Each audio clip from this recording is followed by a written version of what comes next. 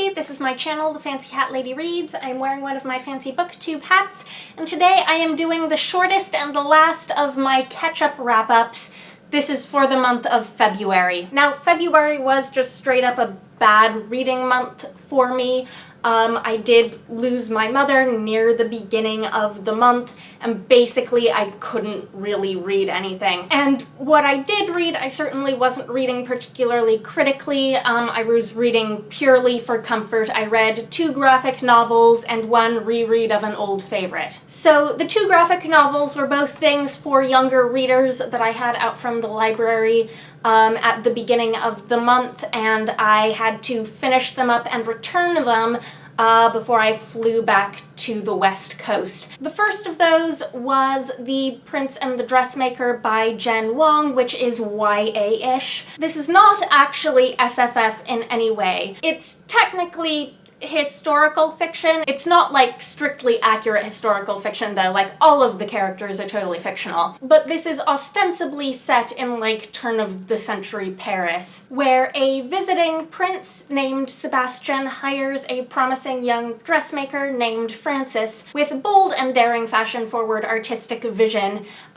to work for him and make him dresses to wear, because he feels often like he is a better version of himself when he is dressed in gorgeous gowns. He develops an alter ego named Lady Crystalia, who becomes this socialite on the rise, but his friendship with Frances is threatened by some of his own selfishness. If she reveals herself to be Lady Crystalia's dressmaking, his secret will be out because it is known that she works for Prince Sebastian as a seamstress. So over the course of the story, we sort of get this journey from the place where Frances is seeing the potential in Sebastian and helping him develop his confidence, both in his identity as Lady Crystalia and in the fact that he can live up to the expectations that his family has of him, to the point where he has to come to the realization that he has to support her too. Lots of people on BookTube have talked about this graphic novel. It's very sweet. The dresses are gorgeous to look at. It tackles some issues of gender identity without actually labeling Sebastian's identity in any way. And it has a sort of ridiculously happy, celebrate who you are sort of ending. I gave it 4 stars.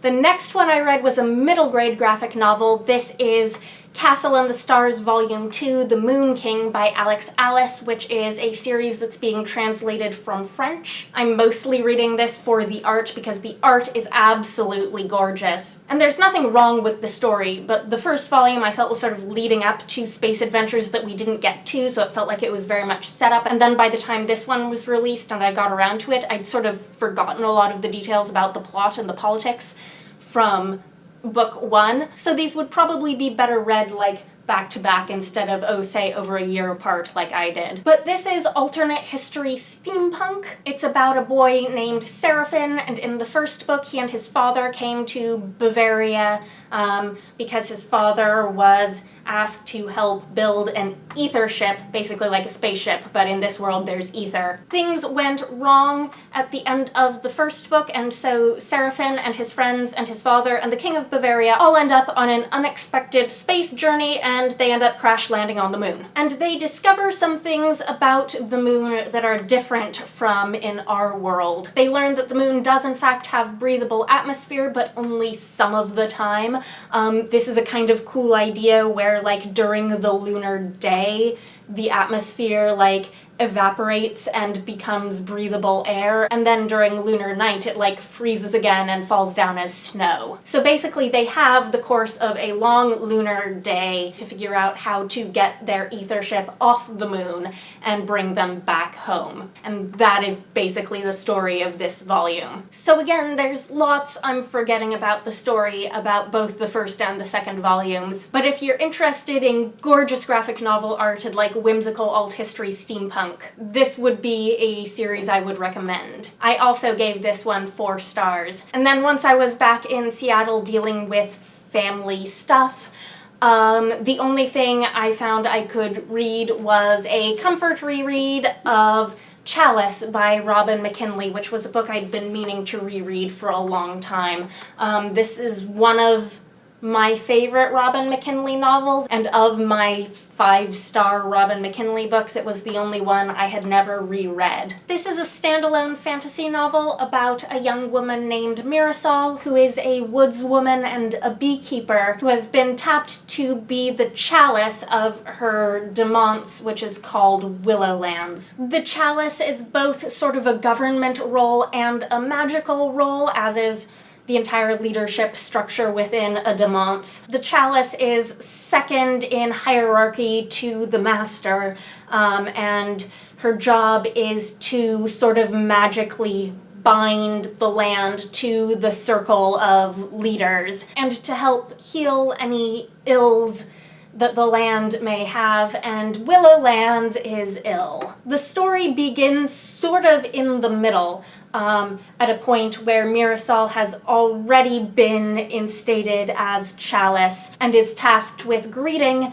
the new master, who is the younger brother of the previous master and was sent away to become a priest of fire, which means that he's no longer human. The catastrophe in which Willowlands lost both its previous master and Chalice without an heir or an apprentice to the Chalice means that in a world where the land is like magically bound to the leadership, the land is in turmoil. And Mirasol basically has to fix Willowlands somehow by making this master able to fulfill his duties. Problem is, Mirasol didn't have any sort of traditional apprenticeship or education in how to be Chalice. She's basically trying to go it on her own with only her research to help her. She feels like the rest of the circle, especially the Grand Seneschal, whom she technically outranks, but he is much more experienced than her, and she feels like he's judging her all the time. The land is unquiet, and there's this greater threat that the Overlord is going to try to fix the problem by installing a new master who doesn't come from Willowlands and has no connection whatsoever with the land. Mirasol thinks that the master they have is the best chance they've got, so she has to make it work. It's definitely a small rural community novel, but there's still a lot of tradition and formality that Mirasol is trying to learn on her feet in order to be this leader that she never expected to be. Because she's a beekeeper and she's sort of improvising the rules as she goes along, she is using honey in her symbolic chalice cups that the chalice is supposed to mix to do all of the things that the chalice does. That makes the sort of medium of her chalicehood honey, which is unprecedented. There's a lot that she's facing that is completely unprecedented, but you get, because she's using honey in her magic, all of this like wonderful sort of descriptions of honey, which is delightful. This story is told with a lot of sort of flashbacks to events in the past. Robin McKinley's writing style is very rambly in most, if not all, of her books. And this is no exception, but it really works for me because Mirasol is a character whose thought patterns, the way that she works, the way that she frets, it feels very much like it makes sense to me on a very deeply personal level. I guess she is one of those characters in fiction that I most see myself in a lot of ways. Not because of anything about her circumstances or the plot, but just in the way that she thinks, the way that she approaches problems. I want to talk a bit about whether or not this is YA, because I think it was published as YA in... what year was this published? This was published in 2008. I get the sense that Robin McKinley sort of is one of those authors who writes what she writes and lets someone else decide how to market it. And I don't think I would necessarily call this YA if I were the one making the call, because I don't think that Mirasol is a teenager. We never actually learn her age. So you could mistakenly read her as a teenager, but doing a little bit of math from what we do know, I'm pretty sure she's in her early 20s at least. And the thing that feels not YA to me about it is because the reason that she is uncertain, that she feels judged, that other people don't necessarily see her as being ready to be Chalice, has nothing to do with her age. She's never referred to as being too young for the job.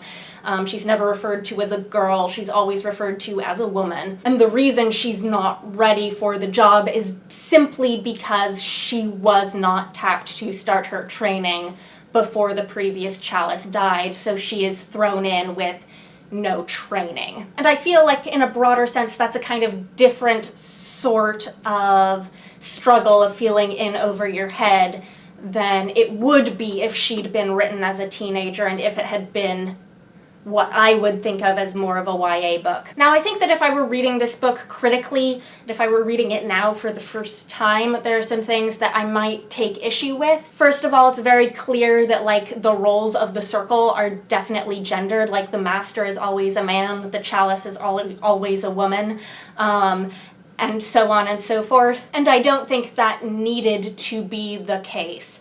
The other thing has to do with the importance, the sort of magical importance of the bloodline of the masterhood continuing from, like, father to son within the same family. And this is made very central to the plot, that an outblood master would cause havoc. And it's sort of something that you're just sort of supposed to accept because fantasy tends to like, you know, true heirs to things. And it is kind of necessary to make the plot work. So there are some little niggly caveats like that, but this is definitely still a favorite book of mine. That is not changing. I still hold this book very, very dear to my heart. And it was a good thing for me to find to reread when I was having a really emotionally terrible time, because what I realized was that, I'm gonna set this down, what I realized was that I needed to not be emotionally surprised by anything in a book.